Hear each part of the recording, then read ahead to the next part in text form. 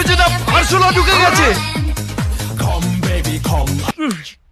আরে কি করছো কি তুমি? আরে কি হয়েছে তোমার? ওহো, আমি ড্যান্স প্র্যাকটিস করছি, তুমি দেখছো না?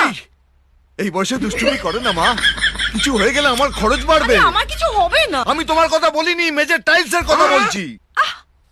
আমরা এখন কলকাতার লোক, আমাদের একটু স্টাইলে থাকতে হবে না?